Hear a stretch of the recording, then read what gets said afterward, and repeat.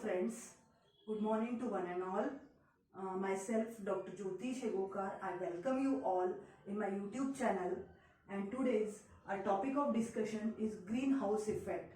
So this greenhouse effect is a very important topic, and we are also having means it is very much familiar with us because we are studying it from a very number of days, or we can say nowadays there is for the first standard or before that also it is being studied.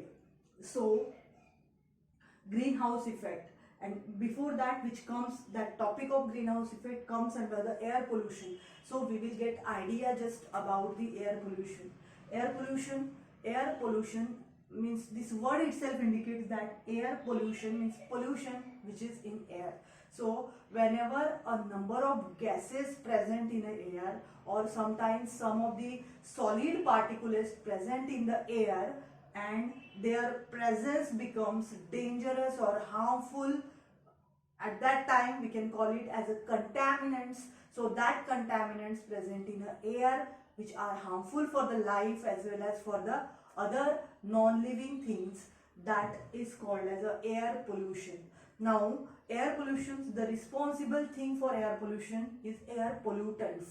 So air pollutants, these are those particular contaminants which are present in the air. Now air pollutants can be classified into by the three different ways. So first of all, air pollutants by the origin, or classification by the origin. So on the basis of origin, air pollutants can be classified in two different types, that is primary pollutants and secondary pollutants. Primary pollutants and secondary pollutants. So primary pollutants, these are those pollutants which are directly evolved, or we can say directly exhausted into the atmosphere, which are directly removed or directly placed into the atmosphere. They are called as a primary pollutants. For example, carbon dioxide, carbon monoxide, they are directly through the automobiles, they are directly removed or just placed into the atmosphere. They are called as a primary pollutants. Then secondary pollutants, these are those pollutants which are produced in an atmosphere by the different chemical as well as photochemical reaction, like photochemical smog, ozone, then different type of chemicals are also there. So they are produced by the different chemical reactions into the atmosphere. So that is, they are called as a secondary pollutants. So this is one of the way by which we have classified air pollutants, that on the basis of origin. Now next, on the basis of its chemical composition. Chemical composition, again they are classified into two different ways. First of all origin, second is a chemical composition. So by the chemical composition there are again two types of pollutants. Number one, organic pollutants, and number two, inorganic pollutants. So its name itself indicates that what should be these organic or inorganic pollutants. Organic pollutants, these are those pollutants which are organic in nature, means they must have carbon and hydrogen with each other in a pollutant. So number of examples of organic pollutants are there, like alkene, then what can we say, that acetones, means ketones, aldehydes. So all these which are organic in nature, that type of pollutants are there, which is called as the organic pollutant. Now inorganic pollutant, these are very much important. Inorganic pollutant, these are those pollutants which are having the different type of inorganic compounds, like carbon compounds. Carbon compounds includes carbon monoxide, carbon dioxide, different type of carbonates. They comes under the carbon type of inorganic pollutants. Then nitrogen and its different type of nitrogen oxides, then ammonia, then nitric acid. So these are considered as a nitrogen containing inorganic compounds. Then next is a sulfur containing inorganic compounds, like oxides of sulfur, that is SO2, SO3, sometimes hydrogen sulfide, that is H2S, then after that the sulfuric acid, H2SO4. These are the sulfur containing inorganic compounds. Then with that, different halides are there, like HCl, HF, HNO3, or different type of that type of inorganic compounds which is having hydrogen, and different type of fluorides are also there, which comes under the halide type of pollutants. Now with that, different solid pollutants which comes under the inorganic heading, that is the dust, ash, then mist, different type of smoke, all which are there, that comes under the inorganic type of pollutants which are not organic in nature. So that is called as a second way in which is there for the classification. Now third, so first is on the basis of origin there are two types, primary and secondary. On the basis of chemical composition there are two types, organic and inorganic. And third and very important is the classification of air pollutants on the basis of its state of matter, or physical state, we can say, state of matter. So on the basis of state of matter there are mainly two types of pollutants or air pollutants. Number one, gaseous pollutants, and number two, particulate pollutants.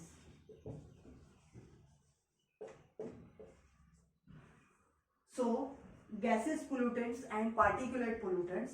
In gaseous pollutants, those pollutants which are lighter in weight, particularly which are lighter in air, means lighter than air, carbon monoxide, carbon dioxide, oxides of sulfur, oxides of nitrogen, oxides of carbon, all those gases which are there in the gaseous form, they are called as a gaseous pollutants. While next one is a particulate pollutants. Particulate pollutants, this word itself indicates that there must be presence of some of the particulates, means those particulates which are there in the air. For example, smoke, smog, again mist, fog, all those pollutants which are having particulate, dust also. So those pollutants which are there with air, with gas, where at that time we can say only that they are the air pollutants. So in this way we have seen classification of air pollutants. It is very easy, very simple, and very much interesting to understand also. So in this way we have seen, or we got the idea about the air pollutants. Now as we have seen in environmental chemistry that there is a particularly the study of environmental chemistry, it is the nothing but the consequences also. So consequences of the different chemical species, in that the first consequence comes under the that air pollution, and in that example is greenhouse effect. So how can we say that this greenhouse effect is a air pollutants or air pollution? So we will get at last that how it is more hazardous. So greenhouse effect. Greenhouse effect is generally known to all of you. That just I already said this thing. So how it is known? We know number of times that there is a greenhouse effect, due to which there is increase in temperature, but specifically what is greenhouse effect, it is totally unknown. So that's why we will get idea about that. So just consider that this is the earth surface, this one is the earth surface. I will write here earth surface, or we can say that earth. Then after that, here I have drawn this particular layer. So it is considered as yesterday we have seen, before this lecture we have seen that there is a particular gaseous blanket which is called as a atmosphere. In atmosphere, number of layers we have seen: troposphere, stratosphere, mesosphere, and thermosphere. So particularly in troposphere there are found number of gases or chemical species. So here we will consider that this one is the air blanket. So before that, or in this particular area, there is a presence of all the gases. Now here we have drawn sun. So from the sun, what naturally happens, from the sun different type of sun rays are coming and they are falling on the surface of earth. This is a very simple and natural thing. So those sun rays which are coming from the sun and just falling on the earth's surface, it includes number of type of rays like infrared rays, IR, they are called as IR radiations, infrared rays, then ultraviolet rays, UV radiations, then some cosmic rays, after that visible rays. So how they are differentiated? They are differentiated from their wavelength and from their frequency. So according to that they are differentiated. While we can see that simply there is a sun ray. So in this sun ray all these radiations are included. So ultraviolet rays, infrared rays, ultraviolet rays, cosmic rays and visible rays. With that another again number of rays are there. So what happens, these are falling on the earth's surface from the sun, but there is a presence of gaseous blanket of these particular gases or atmospheric gases. So what happens, so such this sun, this blue colored rays, they are directly falling on the earth's surface. So I have drawn these colored different type of rays, but all rays are of same composition whenever they are just initiating from the sun. At that time all the rays are similar. So whenever these rays are coming on the earth's surface and just they fall on the earth's surface, what happens, this earth's surface which is made by the all the type of hydrosphere and lithosphere, it absorbs some of the sun rays. So this surface is responsible for absorbing some of the sun rays, and which are remaining rays, they are reflected back towards the space or the sun. What happens, all the sun rays are came, they are fallen on the earth's surface. Before they are falling on the earth's surface, here there is a particular one patch, it is interacted, which is called as a ozone layer. That ozone layer absorbs the ultraviolet radiation. Here there is ultraviolet radiations get absorbed and remaining radiations are fall on the earth's surface, are falling on the earth's surface. So whenever these get fall on the earth's surface, earth absorbs some of its rays and remaining rays are reflected back towards the sun. So whenever it reflects back, whenever it comes on the earth's surface, there is no any role of atmospheric gases. But when that sun rays are re-reflected back towards the sun or space, at that time there is a role of these particular gases, that what they does, they absorbs the different type of radiations in it, due to which, for example, here there are molecules. Just consider that here there is a presence of molecules of that gases. So when these sun rays are just moving, at that time it get interact with this molecule. For example, this is CO2, this one is CO2. So this CO2 absorbs the sun rays which are reflected back by the earth, and then after some time it again re-radiated back like this. So when it re-radiates back, it again comes towards the earth's surface. So second time again some of the rays are come, some of the rays are there which are incidenting on the earth's surface. At that time again it absorbs some of the sun rays and remaining are again reflected back towards the space. Again there is an interaction with these different molecules. So in this way the temperature of earth increases, or we can say that there is a maintaining temperature is going on. Otherwise, if all the rays are re-reflected back, then atmospheric temperature might be, or we can say that it would have been nearly zero. So it would have very impossible to sustain life on the earth's surface. So that's why these rays are very important. Sorry, these atmospheric gases are very important for the existence of life on the earth's surface. So do you understand this particular phenomenon? At first there is a incidenting rays from the sun towards the earth, then earth reflected back, then gaseous blanket which is present, it absorbs that rays, and there is a again emitting that rays towards the earth. Now again we can say that does it absorb all the rays? No. Some rays are again re-reflected toward the space also. Means for example carbon dioxide. Carbon dioxide is that gas which is responsible for absorbing 12,000 to 16,300 nanometer waves. While water vapor, it is also an important gas. Water vapor is responsible for 4,000 to 8,000 nanometer waves from the earth. Means whenever water vapor and this carbon dioxide present in the earth's surface, present in the earth's atmosphere, at that time it can absorb these all rays which are in this particular range of radiation. So in this way there occurs such a phenomena number of times, and there is increase in temperature. So I already said that it is very good for the life or existence of life on the earth's surface. Then why we call it as a pollutant, or due to which there is a more loss is there. Now see here, these gases which are responsible, particularly H2O, then HF, then what can we say, that chlorofluorocarbon, like this.